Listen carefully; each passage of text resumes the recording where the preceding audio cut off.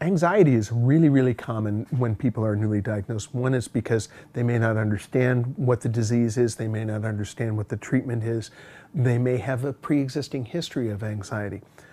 Depending upon where the etiology, the basis of their problem is, I'm going to try and target that intervention so I can say, oh, you know what? You need to learn how to just relax your body. So I'm going to teach you some breathing exercises.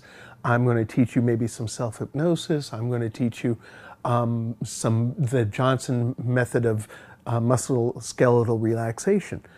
Or if their thoughts are running 1,000,000 miles an hour, I'm going to teach them some very basic cognitive behavioral strategies of stopping their thoughts, challenging irrational thoughts and beliefs, and helping them to say, oh, what do I really know?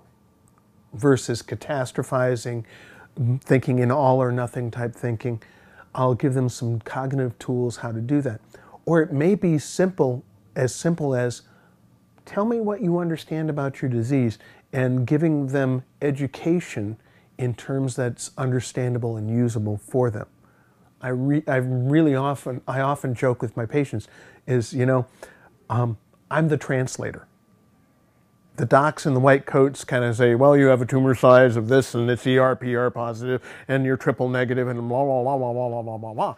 And, after the doctor says the C word, cancer, everything kind of goes away. So I kind of interpret and translate, what does all this mean? What does it mean that you're having A, C, and then T in terms of your chemotherapy? What does it mean in terms of radiation and boost? Does that mean you're drinking a can of boost? No, we're giving you a little bit extra. So a little bit of education can go a long way to reducing anxiety. It's really, really important that when a patient's newly diagnosed with breast cancer, that they begin to feel like they can control something. Whether that's the amount of information they need, whether it's some very specific tools about how they're going to handle treatment, whether it's some very specific communication issues that they can deal with, how I'm going to tell my employer, my children.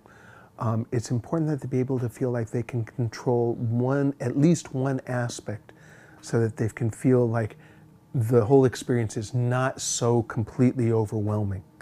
It's important that they be able to sense that, yes, I have this disease, yes, it's pretty overwhelming, but I can do something.